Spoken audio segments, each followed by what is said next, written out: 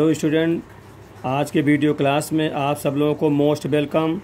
आज हम basic science teaching में आप लोगों को भौतिक विज्ञान पढ़ाने जा रहे हैं, ठीक है, जिसका टॉपिक है मोशन, गति।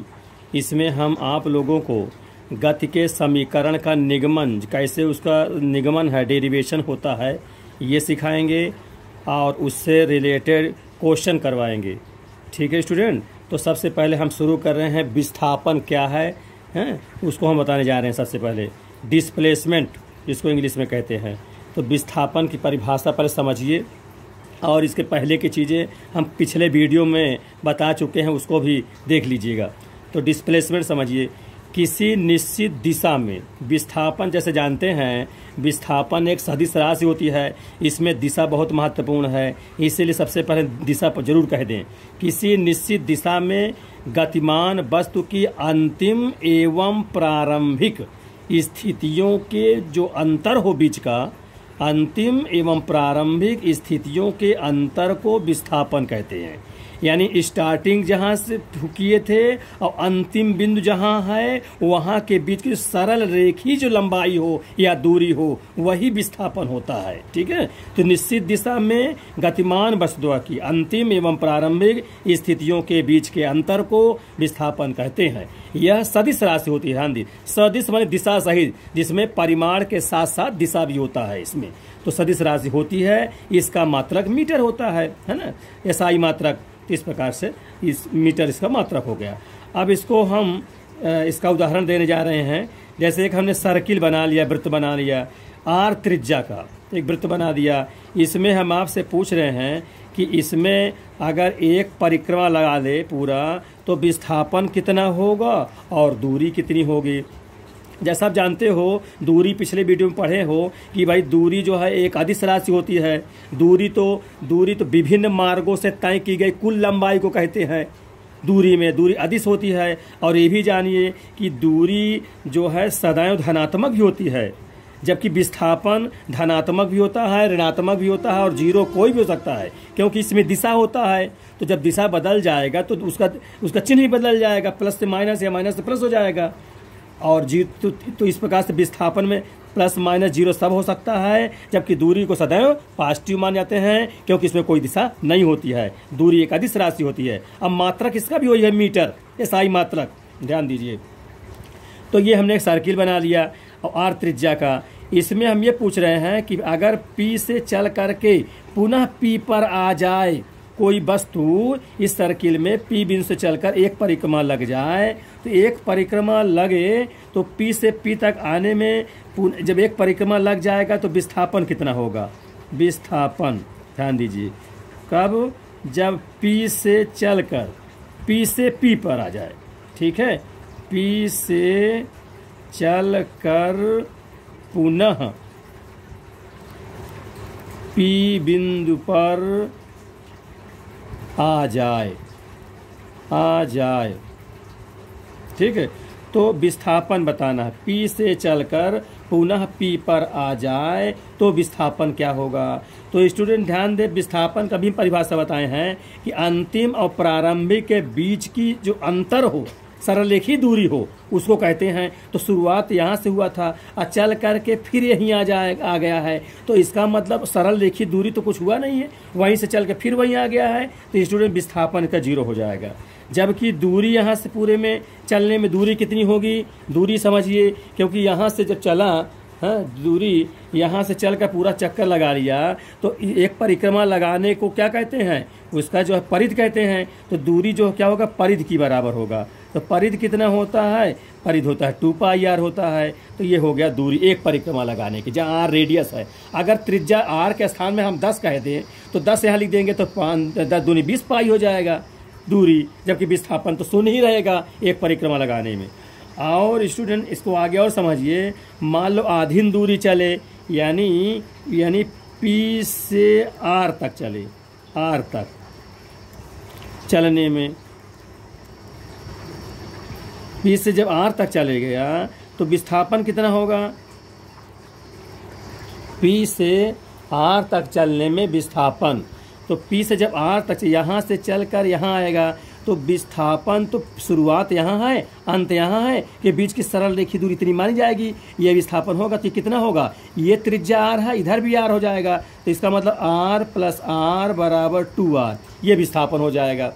जबकि दूरी कितनी हो जाएगी, दूरी तो शुरुआत से चलकर जितने विभिन्न रास्ते, सब रास्ते चलते हुए को दूरी कहते हैं, विभिन्न मार्गों में। और जबकि विस्थापन में मार्ग का मतलब नहीं है शुरुआत कहाँ से हुआ है, अंत कहाँ है, उसके बीच की होती है। तो ये इस प्रकार से इसका दूरी जो होगा 2πr पूरा होता है, उसका आधा है, तो 2πr/2 कर दीजिए, 2 से 2 कट जाएगा, πr हो जाएगा दूरी। ठीक है स्टूडेंट। इसके बाद आगे और देखिए, मान लो P से Q तक चले, मान लो P से कहाँ तक, Q तक चलने में, Q तक चलने में, Q तक चलने में, P से Q तक चलने में दूरी बताना है, विस्थापन बताना है। तो P से Q तक चलेगा, तब विस्थापन बताइए, विस्थापन P से Q तक, ये P है या Q है, तो ये तो देखो 1/4 चल रहा है, तो यहाँ तो विस्थापन देखिए प्यारे बच्चों, शुरुआत यहाँ है, अंत यहाँ है, तो इसके बीच क्या हो जाएगा सर, तो ये कैसे निकलेगा, बीच में देखो समकोण का चित्र बन रहा है, तो ये दूरी आपको निकालनी होगी, ये विस्थापन होगा। और ये दूरी कैसे निकलेगा, ये समकोण चित्र बनेगा तो पाइथागोरस प्रमेय से निकलेगा। यानी ये दूरी P से Q तक जो होगी, तो ये आधार मानेंगे और इसको लंब मानेंगे, तो इसका वर्ग प्लस इसका वर्ग बराबर इसका वर्ग। यानी ये पाइथागोरस प्रमेय सूत्र होता है, PQ² = OP² प्लस OQ² से लगेगा ये। तो OP² कितना है, OP यहाँ R है तो R² हो जाएगा, और OQ भी R है तो R² हो जाएगा, = कितना हो जाएगा, 2R² हो जाएगा। कितना हो जाएगा, 2R²। इसलिए PQ बराबर √ लग जाएगा, तो यहाँ हो जाए 2R² का √ ठीक है। तो R वर्ग में है तो बाहर हो जाएगा वर्गमूल से, तो R हो जाएगा और 2 रह जाएगा रूट के अंदर, तो R√2 मीटर, अगर मीटर में है तो ये होगा विस्थापन। इसको समझ लीजिए, ये विस्थापन होगा। लेकिन दूरी समझिए, दूरी तो 1/4 में कितना होगा, पूरे चलने में 2πr होता है, और 1/4 के लिए 4 का भाग कर देंगे, क्योंकि वो विभिन्न मार्ग से होता है दूरी के लिए। 2 दूनी 4, तो 2 दूनी 4 कितना हो जाएगा, πr/2, ये दूरी हो जाएगा। और ये जबकि ये विस्थापन होगा। ये सब ध्यान रखिए कि विस्थापन और दूरी में कितना फर्क है, इसको सावधानी पूर्वक चलिए समझिए इसको ठीक से। तो इस प्रकार से 1/4 के लिए बता दिया, ऐसे 3/4 यहाँ के लिए चलना होता तो बता देते, है ना, क्योंकि 3 भाग हो जाता है इसका, 3/4, 2πr में 3/4 गुणा कर देते तो दूरी निकल आता। अब परिधि का वो विस्थापन कैसे निकलता, यहाँ के लिए अरे शुरुआत यहाँ है, अंतिम यहाँ है, तो इसके बीच की दूरी इस ढंग से निकल आती। वही R², ये स्क्वायर प्लस ये स्क्वायर बराबर ये स्क्वायर, पाइथागोरस प्रमेय से वहाँ भी इतने होता R√2 मीटर, या P से S तक आने में भी उतना ही होता। ठीक है स्टूडेंट। इसी प्रकार से मान लिया जाए, इसी में थोड़ा और बताना चाहता हूँ यहीं पर, जैसे दूरी या विस्थापन में, जैसे कोई पिंड यहाँ से चले, यहाँ से चल के इतनी दूर तक चल ले, यहाँ इतनी दूर चल ले, मान लिया x मीटर चला, यहाँ से B से चला यहाँ तक, x मीटर यहाँ तक आया, Q तक आया, और फिर चल के ये चला, फिर लौट करके वहीं P पर आ गया, तो दूरी कितनी हो जाएगी, तो इतना गया फिर लौट कर आया, तो दूरी तो 2x हो जाएगी। लेकिन इसमें विस्थापन कितना हो जाएगा, विस्थापन जब यहाँ तक गया फिर वहीं आया, तो बीच के डिस्टेंस तो हुआ नहीं, तो विस्थापन तो 0 हो जाएगा। ठीक है स्टूडेंट। इस प्रकार से ये हम रेखा में बता दिए दूरी विस्थापन, और वो सर्किल में बता दिए दूरी विस्थापन, दोनों प्रकार समझ लीजिए, बहुत महत्वपूर्ण है। ठीक, फिर इसके आगे हम आपको पढ़ा रहे हैं। ये बात तो मेरे मन समझ में आ गया होगा कि इस प्रकार से हम दूरी और विस्थापन निकालेंगे। ये पाइथागोरस प्रमेय याद रखिएगा, ये होता क्या, कर्ण का वर्ग बराबर लंब का वर्ग प्लस आधार का वर्ग। कर्ण जो तिरछा वाला होता है तो तिर्यक है, वो तिर्यक हो गया, लंब हो गया, कर्ण हो गया, और जो आधार में है वो आधार में होगा, जो लंबवत खड़ा है वो लंब हो गया। उस प्रकार से करके निकाल लेते हैं। अब स्टूडेंट आगे देखिए, इसके आगे अब हम आपको सिखाने जा रहे हैं जो टॉपिक का मेन हेडिंग है उसकी, तो है वो गति के समीकरण, जो है इक्वेशंस ऑफ मोशन। ठीक है, ये है बहुत इंपॉर्टेंट, इक्वेशंस ऑफ मोशन यानी गति के समीकरण। इसको ठीक से समझिए। अब गति के समीकरण में यदि कोई वस्तु एक समान त्वरण हो, सरल रेखा में गति करती है, कोई वस्तु है एक समान त्वरण से, यानी वेग में परिवर्तन न होता हो, एक समान त्वरण से चल रहा हो, एक समान त्वरण से सरल रेखा में गति करती है, तब इसके प्रारंभिक वेग u, ठीक है, एक समान, जैसे त्वरण तो आप जानते हैं वेग परिवर्तन की दर को कहते हैं एक समान त्वरण हो। भाई वेग में तो परिवर्तन होबे करेगा, एक शुरुआती वेग दूसरा होगा, अंतिम वेग दूसरा होगा। अगर वेग ही समान हो जाएगा स्टूडेंट तो त्वरण तो जीरो हो जाएगा, ध्यान रखिएगा। तो एक समान हमें त्वरण कहा है, एक समान त्वरण से सरल रेखा में गति करती है, तब इसके प्रारंभिक वेग u कहते हैं ना। त्वरण a, समय t, दूरी s तथा अंतिम वेग v, मैंने प्रारंभिक वेग को u कहेंगे और अंतिम वेग को v कहेंगे, ठीक है। अब बाकी तो उसी प्रकार है, त्वरण a है, समय t है, दूरी s है ना। के पारस्परिक संबंधों को 3 समीकरण के रूप में व्यक्त किया जाता है, 3 समीकरण के रूप में व्यक्त करते हैं, इसे ही गति का समीकरण कहते हैं, ठीक है। हाँ, इनको बनाने वाले वैज्ञानिक न्यूटन थे, उन्हीं के नाम पर पड़ा यह गति का समीकरण। न्यूटन के गति के 3 नियम बताया गया। तो पहला नियम देखिए, पहला नियम यह है v बराबर u plus a T, v बराबर u प्लस ए टी, इसे हम गति का प्रथम समीकरण या प्रथम नियम कहते हैं, सूत्र है ये।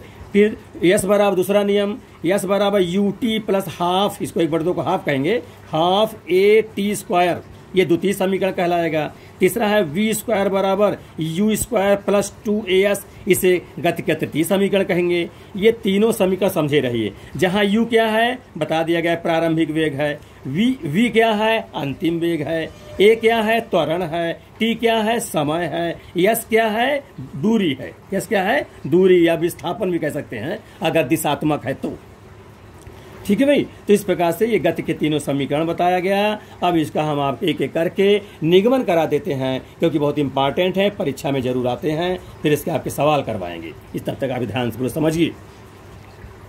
तो निगमन, डेरिवेशन, पहला डेरिवेशन, जैसा आप जानते हो स्टूडेंट त्वरण क्या होता है, एक्सेलरेशन से शुरू कर रहे हैं तभी पहला इक्वेशन, पहला समीकरण बनेगा। त्वरण आप जानते हो वेग परिवर्तन की दर को कहते, दर माने समय का भाग हो जाना, वेग परिवर्तन माने शुरू में कोई कुछ दूसरा वेग हो, अंतिम में कुछ दूसरा वेग हो, तो वेग में परिवर्तन है, तो इसका मतलब अंतिम वेग को v कहेंगे और शुरुआत वाले वेग को u कहेंगे, दोनों में अंतर यानी v माइनस u, अब बटे टाइम t से भाग कर देंगे, इसी को त्वरण कहते हैं, ठीक है स्टूडेंट, इसी को त्वरण, त्वरण a बराबर v माइनस u अपान t, ये त्वरण की परिभाषा से ये निगमन होगा। अब तिरे गुणा कर दीजिए इसका, ऐसा यहाँ बटा 1 मान लीजिए, 1 का गुणा करें उतने हो जाएगा, तो v माइनस u बराबर ए टी हो गया, ठीक है।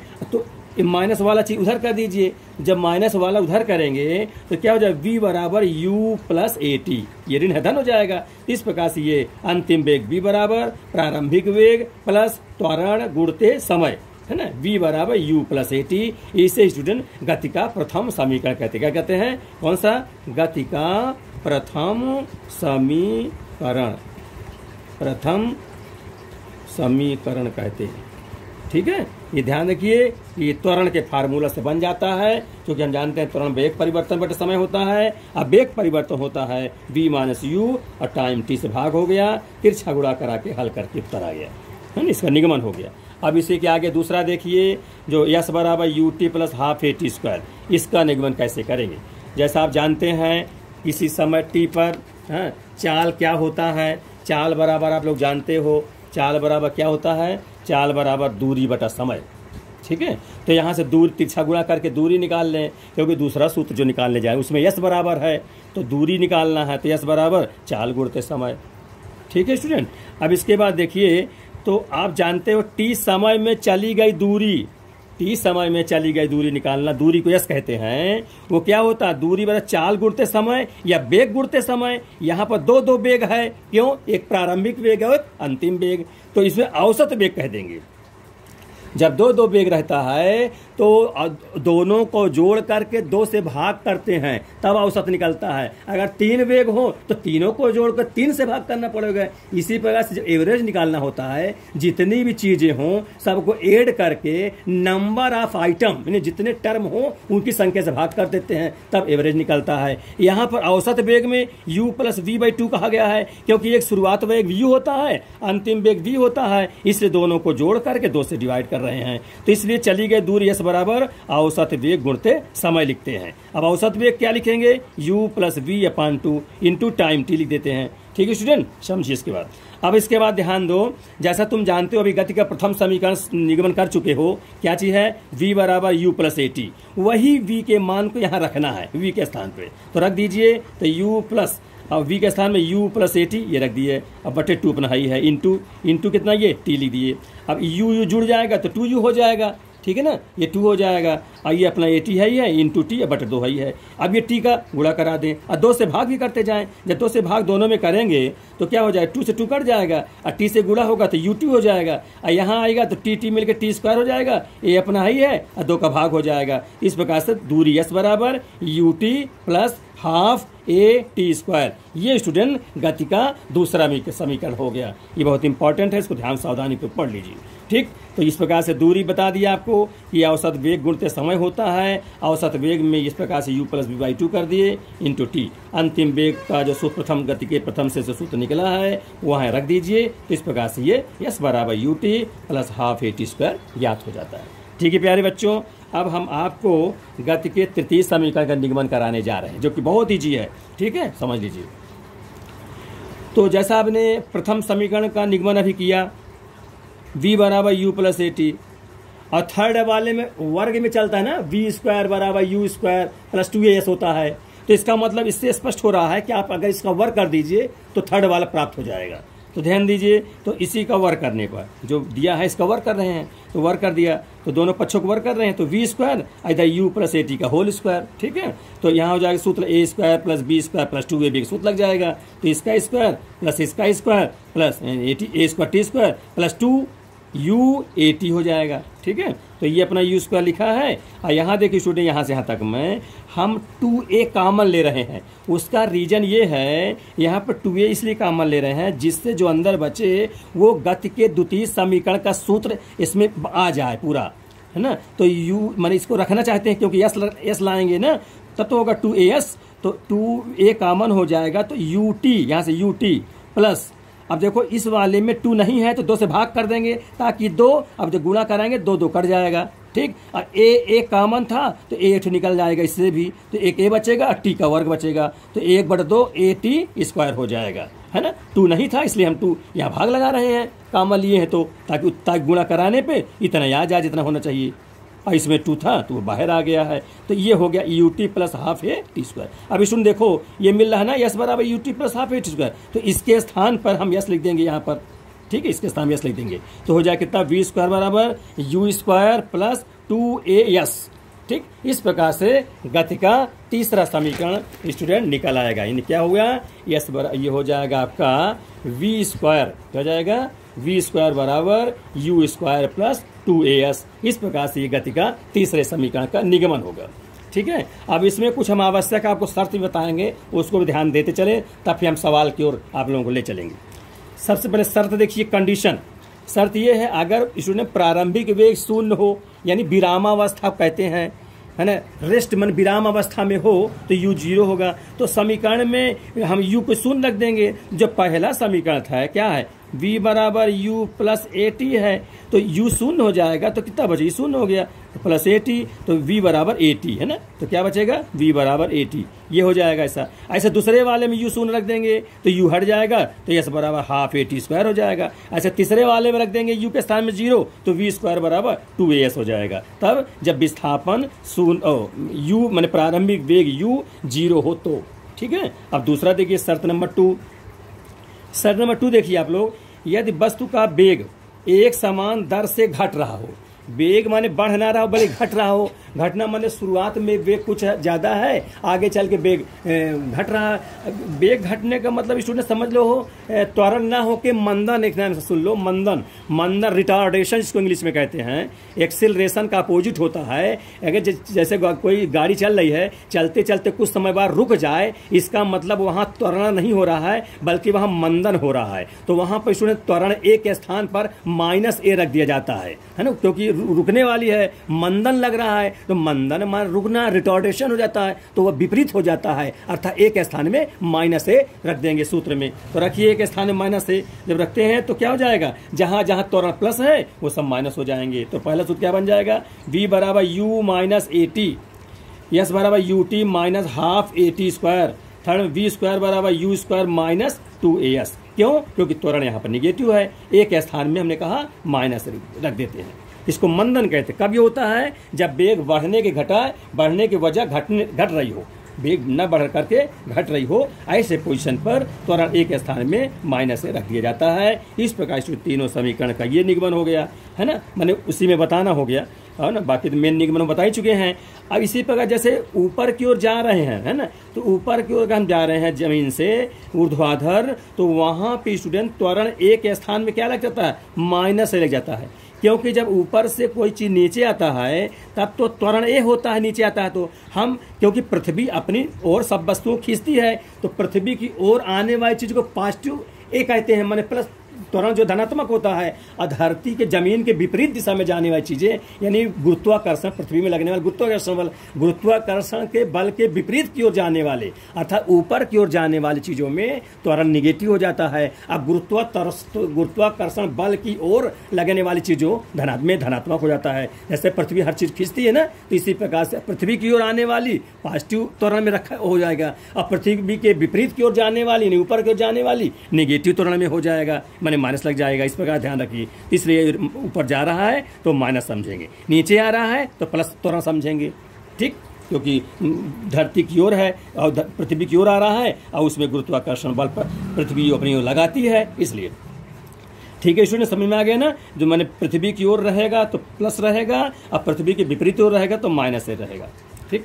फिर इसके बाद आगे देखिए, यदि वस्तु एक समान वेग से चल रही है, एक समान वेग, अब स्टूडेंट समझिए, इसमें यही मैं पहले बता रहा था शुरू में, एक समान वेग रहेगा तो मैंने स्टार्टिंग भी वही वेग चल रहा है और अंतिम भी वही वेग है। इसका मतलब u और v दोनों समान रहेंगे तो त्वरण वहां पर जीरो हो जाता है। क्यों, कि त्वरण क्या होता है, b minus you upon T.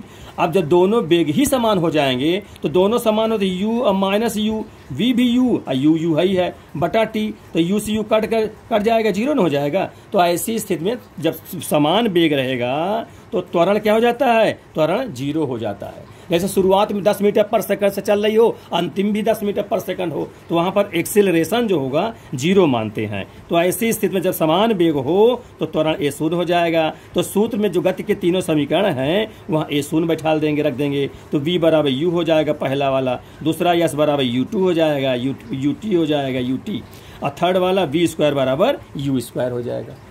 इस प्रकार से ये तीनों सूत्र हैं और ये तीनों कंडीशन बता दिए गए बारी से। इनको आप लोग ध्यान तो समझिए, ये सवाल में बहुत काम आएंगे। अभी हम सवाल बता जा रहे हैं। अब स्टूडेंट एक और विधेयक देख लीजिए,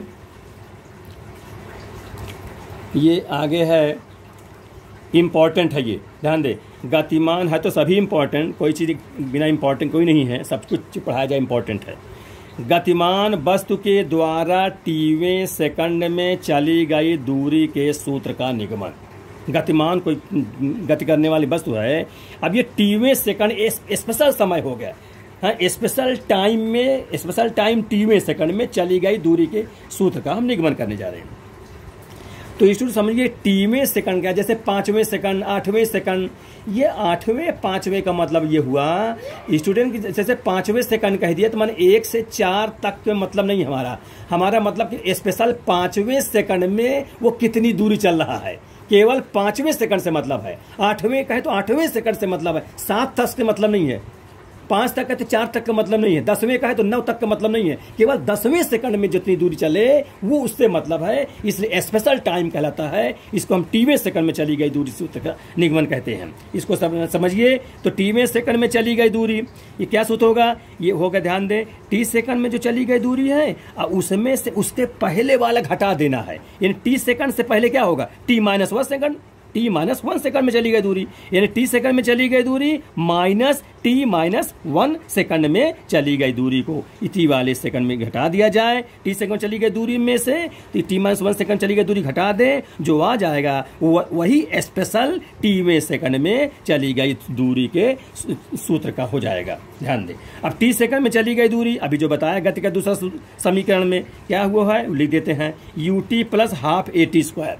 ठीक है स्टूडेंट, माइनस करके फिर t-1 कैसे निकलेगा, उसी सूत्र में जहां t है वह t-1 भर देंगे, ये जहां t है वहां t-1 भर देंगे, तो u t-1 plus half a ये t-1 का होल स्क्वायर हो जाएगा। अब इसको हल करेंगे, देखिए ut plus half at square minus, अभी कोष्टक लगा रहने देते हैं, ठीक है, तो हो जाएगा ut माइनस u और फिर प्लस ये है।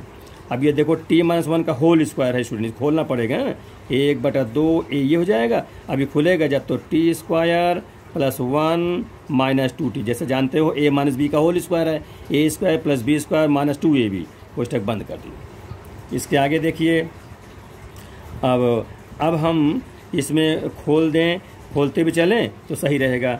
चलिए ut plus half at square, ये जो खुलेगा ना तो देखिए माइनस माइनस ut, ये माइनस माइनस में प्लस u, ये माइनस है तो यहाँ माइनस 1/2a।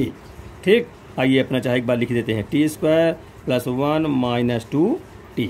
अब स्टूडेंट ये माइनस ut है, ये प्लस ut है, कट जाएगा, ये कट जाएगा।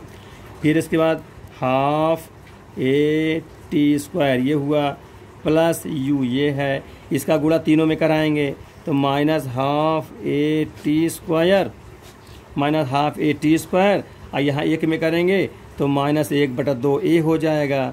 ठीक है, माइनस 1/2a हो जाएगा। फिर इसके बाद जब यहाँ करेंगे तो प्लस हो जाएगा ना, माइनस प्लस 2 से 2 कट जाएगा तो कितना होगा, ये जब कट जाएगा तो कितना होगा at। ठीक, 2 से 2 कट जाएगा, a है t है तो at हो जाएगा। अब यहाँ से कटने वाली चीज़ क्या है, ये कट जाएगा क्योंकि हाफ at स्क्वायर प्लस में है, ये माइनस में है। फिर इसके बाद यहाँ देखो ये u बचा है, u लिख देंगे प्लस यहाँ देखें इन दोनों में a कॉमन है ना, 1/2 भी कर सकते हैं, या हम मान ली पहले a ही कॉमन करें, अगर a करते हैं तो क्या मिलेगा t, a कॉमन करते हैं तो t यहाँ से मिल रहा है, अब माइनस यहाँ से क्या मिल जाएगा 1/2 मिल जाएगा। ठीक है स्टूडेंट, ये मिल जाएगा। अब हम अगर इसको लघुत्तम कर, क्योंकि यहाँ a कॉमन कर लिए तो t ये है, अब माइनस 1/2 ये है। अब यहाँ अगर u प्लस माने हम अगर 2 लघुत्तम कर लें तो कितना हो जाएगा, ये हो जाएगा 2t माइनस 1 हो जाएगा ना, अब बटा 2 रहेगा, ये यहाँ ही है a/2, यानी ये हो जाएगा टीवें सेकंड में चली गई दूरी। टीवें सेकंड में चली दूरी को हम यस टी लिख देते हैं, ये बता रहा है टीवें स्पेशल टाइम, एस माने दूरी का सूत्र हो गया, संकेत हो गया, तो एस बराबर ut यानी u प्लस हाफ, इसको 1/2 कहते हैं, हाफ a 2t माइनस 1। ठीक है, इस प्रकार से ये सूत्र का निगमन हो गया, टीवें सेकंड में चली गई दूरी के सूत्र का। ठीक, इस प्रकार ध्यान रखिए, ये भी बहुत इंपॉर्टेंट है, अक्सर परीक्षा में पूछा जाता है, ये आगे की कक्षाओं में आपको बहुत काम आएगा। ठीक है, अब इसमें कोई दिक्कत नहीं होनी चाहिए, सीधे हमने गुणा किया फिर घटा दिया, जो घटे जो बचे उसको लिख दिया, लघुत्तम कर दिया, 2t माइनस 1/2 रहेगा, यहाँ कर देंगे, या इसी को आप ऐसा लिख दे सकते हैं u प्लस 1/2a, ऐसा कर दीजिए 1/2a इंटू 2t माइनस 1, वो तो वही बात हो गई है ना, ध्यान दीजिए, इस प्रकार से जाएगी। अब इसके बाद स्टूडेंट हम आप लोगों को आंकिक प्रश्न बताने जा रहे हैं, है ना, उसको ध्यानपूर्वक समझिए, और हमारा ये कहना है कि आप लोग फेयर बना करके पूरे क्वेश्चन को ठीक से पढ़िए। ये स्पेशल क्लास 9 के लिए हम विशेष रूप बनाए हुए हैं, बाकी तो सभी क्लास में काम आएगा। इसको अब वीडियो को अंत तक देखिए, जिससे सब 7 चीज़ें एक अक्षर आपके समझ में आ जाए। ठीक है, अब देखिए ठीक से, न्यूमेरिकल क्वेश्चन। पहला क्वेश्चन, एक वस्तु 5 मीटर प्रति सेकंड के वेग से चल रही है। ठीक, 5 मीटर पर सेकंड के वेग से चल रही है, यदि त्वरण 4 मीटर प्रति सेकंड स्क्वायर हो तो 10 सेकंड बाद उसका वेग क्या होगा, ये पूछा जा रहा है। तो इसको हम सॉल्व करने जा रहे हैं, आप लोग ध्यान से देखिए। प्रश्न परीक्षा में आता है तो एक बार ठीक से उसको देख लिया करें, पढ़ लीजिए, तब फिर उसको सांकेतिक अक्षर में लिखना शुरू करिए, है ना। जैसे देखो 5 मीटर पर सेकंड का वेग से चल रही है, तो कौन सा वेग है, प्रारंभिक है कि अंतिम है, चल रही है, स्टार्टिंग है ना, तो यू प्रारंभिक ना होगा, तो इसका समझ जाए यू लिखेंगे, वी नहीं लिखेंगे। यू बराबर 5 मीटर पर सेकंड। फिर त्वरण, ये क्या चीज़ है, एक्सीलरेशन, ए वो कितना दिया है 4 मीटर पर सेकंड स्क्वायर। ये मात्रक वगैरह यूनिट्स वगैरह हम पिछले कई वीडियो में बहुत अच्छे से समझाए हुए हैं, कैसे मात्रा निकलता है, सब ठीक से ध्यान दीजिए, हाँ सब समझते चलिए। ये हो जाएगा। फिर 10 सेकंड बाद टाइम है ये, तो टी बराबर 10 सेकंड ये लिख देते हैं। उसका वेग यानी वी अंतिम वेग ना होगा 10, कुछ समय जब लग जाएगा तो कुछ समय बाद का जो वेग होगा वो अंतिम वेग होगा, इसे उसको वी कहेंगे। अब वी बराबर क्वेश्चन मार्क, ऐसे इस प्रकार से कॉपी पर लगाया करिए, तब पूरा नंबर मिलता है। ठीक, ध्यान दीजिए। अब सोचिए कौन सा यू दिया है, ए दिया है, टी दिया है, वी पूछ दिया है, तो कौन सूत्र लेगा, गति के प्रथम समीकरण से, गति के प्रथम समीकरण द्वारा या समीकरण से। वो क्या होता है, v बराबर u प्लस ए टी, ठीक है ना। अब इसमें मान रख दीजिए, देखिए तो सीधा रखना है आपको। v कितना है, v आप 5 दिया हुआ है, ठीक, a 4 दिया है, t 10 दिया है, तो कितना हो जाएगा 5 + 10 चौक 40, तो 40 और 5 ये हो गया 45। इसका मतलब 45 क्या चीज़, वेग है, तो मात्रा क्या होगा, मीटर प्रति सेकंड, ठीक है ना। ये आंसर हो गया। ठीक है स्टूडेंट, इस प्रकार से गति के प्रथम सम, यहाँ द्वितीय की आवश्यकता नहीं है, न तृतीय की आवश्यकता है। ध्यान रखिए कौन सूत्र लगेगा, जो दिया रहे उसी का सोचिए कि क्या चीज़ पूछ रहा है, कौन सा सूत्र लगा दें जिससे सारी चीज़ें उसमें ज्ञात हो जाएं, है ना। ध्यान दीजिए। फिर अगला question, question number 2। Question number 2 है, कोई पिंड विरामावस्था से, कोई पिंड विरामावस्था से क्या 2 मीटर प्रति सेकंड स्क्वायर के त्वरण से गति प्रारंभ करता है, तो 6 सेकंड, ये 6 है, 6 सेकंड में चली गई दूरी क्या होगा। अब देखो स्टूडेंट, ये कोई पिंड है विरामावस्था, पिंड ऑब्जेक्ट है, वस्तु कह लें। विरामावस्था मतलब u बराबर क्या होगा, विरामावस्था मतलब प्रारंभिक जो वेग है वो 0 होगा, क्योंकि रुकी हुई अवस्था है, रेस्ट में है, विश्राम में है, तो इसलिए u बराबर 0 लिख देते हैं। फिर क्या कह रहा है, 2 मीटर पर सेकंड, इसलिए ये क्या चीज़ है, त्वरण, साफ साफ लिखा हुआ है, ना भी लिखा है तो ये मात्रक जो यूनिट्स लिखा हुआ है ये बता रहा है कि त्वरण है, मीटर पर सेकंड स्क्वायर त्वरण को कहते जानते हो, तो 2 हो जाएगा, 2 मीटर पर सेकंड स्क्वायर, ये लिख दिया। प्रारंभ करता 6 सेकंड में, ये टाइम t बराबर 6 सेकंड, 6 सेकंड में चली गई दूरी, यस बराबर दूरी निकालना, ये क्वेश्चन मार्क, ठीक है। अब इसमें रखिए, अब सोचिए इसमें कौन सा सूत्र चलना लगना चाहिए। भाई इसमें यस पूछ लिया है तो पहला तो काम नहीं करेगा, क्योंकि पहला में यस होता ही नहीं है, तो फिर दूसरे की ओर चलिए, दूसरे सूत्र में अगर हम सोचें तीसरा लगाएं तो तीसरे में टाइम नहीं होता, इसलिए वो नहीं लग पाएगा, तो दूसरा सूत्र रहेगा। तो कौन सा सूत्र है, गति के द्वितीय समीकरण से, द्वितीय समीकरण द्वारा वो क्या होता है, यस बराबर u T plus half a t square. अभी मैं बताया हूँ, इसको ध्यान से समझिए। तो विरामावस्था में u 0 था, 0 ले दिया, अब 0 में 2 से गुणा कराएंगे, सब 0 हो जाएगा, इसलिए केवल 0 लिख दो, प्लस 1/2, ए 2 है त्वरण, टी 6 है ना, 6 का वर्ग 36 लिखे दे रहा हूँ, है ना, तो 2 से 2 कट जाएगा, तो कितना हो जाएगा 36। क्या चीज़ है, विस्थापन है, दूरी है, इसका मात्रक मीटर हो जाएगा, तो चली गई दूरी यानी 36 मीटर आंसर। ठीक है स्टूडेंट, समझ में आ रहा ठीक से। ये इस प्रकार से ये हो गया सवाल। ऐसे छोटे छोटे सवाल आप सब सीखे रहिए, जिससे आगे क्लासों में सब समझ में आते रह गए तो बढ़िया बनते जाएंगे। अगला क्वेश्चन, तीसरा नंबर देखिए, एक कार 20 मीटर प्रति सेकंड के वेग से चल रही है, यदि उसका त्वरण 5 मीटर प्रति सेकंड स्क्वायर हो तो 50 मीटर की दूरी चलने पर उसका वेग क्या होगा। ये वेग ज्ञात करिए, इसको समझिए ठीक से, अब लगाने का प्रयास करिए आप लोग। इस प्रकार से और क्वेश्चन भी किताब से आप ढूंढ कर सब सवाल लगाते चलिए, तो जिससे सब अभ्यास हो जाएं। ठीक, एक कार है 20 मीटर पर सेकंड के वेग से, इसका मतलब कौन से चल रही है, कौन सा वेग होगा, यू प्रारंभिक वेग कितना 20 मीटर पर सेकंड। यदि उसका त्वरण ये क्या चीज़ है, ए है ना, कितना है 5 मीटर प्रति सेकंड स्क्वायर है। तो 50 मीटर की दूरी ये क्या चीज़ है, दूरी यस कहते हैं, वो 50 मीटर 50 मीटर है। उसका वेग कौन सा वेग, अंतिम वेग, क्वेश्चन मार्क लगा दिया।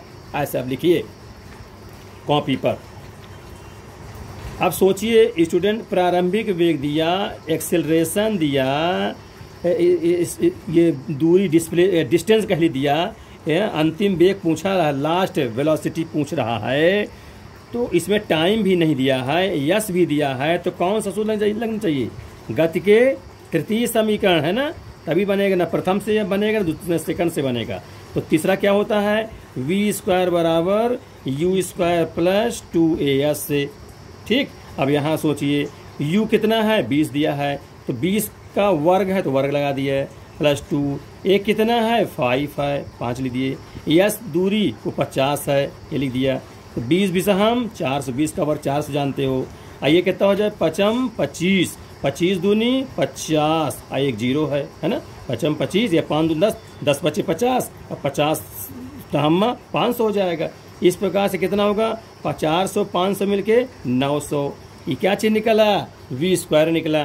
तो वी निकालना है तो उधर के 900 का अंडर रूट लग जाएगा, जानते हो वर्ग घटता तो अंडर रूट लग जाता है, तो 900 का वर्गमूल कितना हो जाएगा, है ना। आप ऐसे कर लीजिए 9 गुणते 100 कह दीजिए, तो 9 का तो जानते हो 3 होता है 9 का वर्गमूल, और 100 का वर्गमूल 10 होता है, तो इसका मतलब दत्यही 30। तो अंतिम वेग जो भी होगा 30 मीटर प्रति सेकंड, ये उसका मात्रक हो गया, मीटर पर सेकंड, ध्यान दीजिएगा मात्रक वगैरह। अगर तुम सोचो मीटर पर सेकंड स्क्वायर लिख दें तुरंत गलत हो जाएगा, नंबर नहीं मिलेगा ठीक से, ध्यान जिसे मात्रक विशेष ध्यान दिया जाए, क्योंकि ये निर्देश रहता है मात्रक अगर यूनिट्स लड़के गलत लिखे हैं तो अधिकतम अंक काट लिए जाएं, इसलिए क्योंकि अगर यूनिट नहीं पता है स्टूडेंट तो ये लगता है इसको आता नहीं है, इसलिए ध्यान समझिए और यूनिट्स विशेष ध्यान दीजिए। तो ये होगा वी स्क्वायर बराबर यू स्क्वायर पर 2as, उसमें मान रख के निकल आया। ठीक है स्टूडेंट, अगला क्वेश्चन देखिए, क्वेश्चन नंबर 4।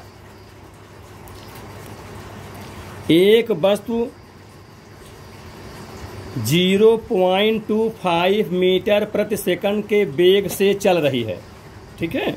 यदि उसमें 0.05 मीटर प्रति सेकंड स्क्वायर का मंदन उत्पन्न हो जाए तो कितनी देर में यह रुक जाएगी, ये क्वेश्चन है, आप समझिए इसको। ठीक, ये क्या चीज लिखा, वेग से चल रही है, तो कौन सा वेग होगा, शुरुआत वाला वेग ना, u कितना है 0.25 मीटर पर सेकंड चल रही है, चल ठीक है। यदि इसमें 0.05 मीटर पर सेकंड स्क्वायर का त्वरण ना कहे कि मंदन कहाँ है, मंदन जानते हो त्वरण का उल्टा होता है, यानी आगे चल के वो गाड़ी है बस तो कोई चीज रुक रही है, ठीक है। तो यहाँ क्या होता है, ये ए बराबर क्या लिखेंगे माइनस हो जाएगा, तो यहाँ माइनस लिख देंगे क्योंकि मंदन शब्द है, तो ये माइनस लिख, ठीक है। चाहे इसी में माइनस लगा लें पूरे मंदन हो जाए, फिर वहाँ सूत्र में ऋण लगा देना पड़ेगा, ये यहीं लगा दे रहे हैं, ठीक है, ध्यान दीजिएगा। तो 0.05 मीटर पर सेकंड स्क्वायर का मंदन हो गया।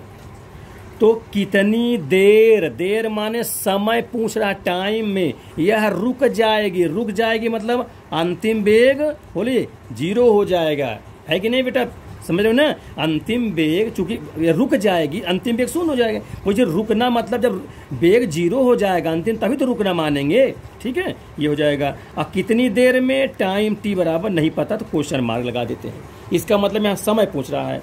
अब आप समझिए कि कौन सा सूत्र लगने वाला है, u दिया, a दिया, v दिया, t पूछ रहा है, तो गति के कौन सा बताइए, गति के प्रथम समीकरण से है ना, हाँ ध्यान दीजिए, गति के प्रथम समीकरण द्वारा वो क्या होता है, v बराबर u प्लस at हम लिख दे रहे हैं, है ना, ध्यान दो। v कितना है 0 है, u कितना है 0.25 है, a कितना है माइनस, अब समझ लीजिए यहीं पर प्लस मैं लगाया हूँ, नहीं तो प्लस ना लगाता, अगर यहाँ माइनस ना लगाता तो फिर यहाँ माइनस करता, तो उचित यही है कि चूंकि मंदन शब्द है तो दिख भी रहा कि ये ऋण लगा दिया, इसका मतलब मंदन हो रहा है, तो ये जहाँ प्लस है वो माइनस अब हो जाएगा कितना 0.05।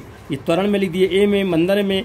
और टाइम टी कितना है टी नहीं पता, तो टी निकालना है, तो टी के स्थान में टी इस प्रकार लिखा रहेगा, ठीक है, या इंटू लगा सकते हैं ऐसे करके। अब देखिए, अब ये माइनस है, अब ये तो भाई 0.05 है, टी है यह, तो ये चीज़ को पूरे लेफ्ट में ला लीजिए, बाईं ओर आ जाए, तो माइनस वाला प्लस बन जाएगा, तो 0.05 टी।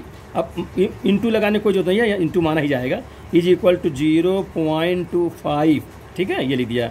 अभी हमें टी निकालना है, तो टी के जो साथ में है वो डिवाइड में हो चला जाता है, इंटू वाली चीज़ डिवाइड में हो जाता है, तो 0.25 डिवाइड बाई 0.05, ठीक। अब इसमें भाग देखना सीखिए, दशमलव वाला भाग है, दशमलव भाग कैसे करते हैं, दशमलव हटाते हैं, देखिए ये तो सीधा सीधा है, 2 अंक बाद नीचे दशमलव है और 2 अंक बाद ऊपर दशमलव है, तो इस कट जाएंगे दशमलव। अगर कम ज़्यादा होते तो नीचे का 10 जितने दशमलव होता है उतने जीरो, अर्थात उतने 10 से ऊपर गुणा, और जितना दशमलव के 2 अंक या 3 अंक जितना ऊपर होता है उतने 10 का नीचे गुणा कर देते हैं। इस प्रकार से ध्यान है, ये तो दोनों बराबर बराबर, तो ये भी कट जाएगा, दशमलव को 2 अंक में ये भी है, 2 अंक बाद ये दशमलव है और 2 अंक बाद ये दशमलव है, तो दोनों दशमलव कट जाएंगे। तो कितना बचा, 25/5 बचा। अब तो जीरो कोई मात्रा रहेगा नहीं, तो 5 में 5 कन्नम, अब 5 25, यानी टाइम टी बराबर 5 सेकंड, इस प्रकार लिख देते चाहे, ठीक है, ये आंसर हो जाएगा। इस प्रकार से ये आपका हो गया, कितना टाइम लगा, 5 सेकंड।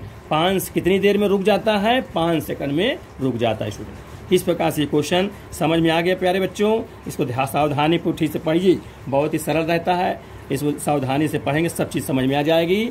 और स्टूडेंट यहाँ तक आज मैं पढ़ाई दे रहा हूँ, नेक्स्ट अगले वीडियो पढ़ाऊँगा, तब तक आप लोग मन लगा के इसको पढ़ते रहिए। अब आपसे ही बार बार कहना बेटा कि वीडियो को आप लास्ट तक देखिए, जब लास्ट तक देखिए तो आपके अच्छे समझ में आ जाएंगे। और वीडियो समझ में आवे तो स्टूडेंट लाइक सब्सक्राइब करना ना भूलिए, और अपने दोस्तों में इसको बताइए ताकि सभी बच्चे लाभान्वित हों। जितने बच्चे लाभान्वित होंगे उतने आपको ज्ञान और बढ़ेगा, ये ध्यान दीजिएगा, है ना। इसको प्रचार प्रसार करना नितांत आवश्यक है। और ये फिजिक्स अच्छे से समझिए, तब तक फिर आपको नेक्स्ट वीडियो में पढ़ाऊँगा। धन्यवाद।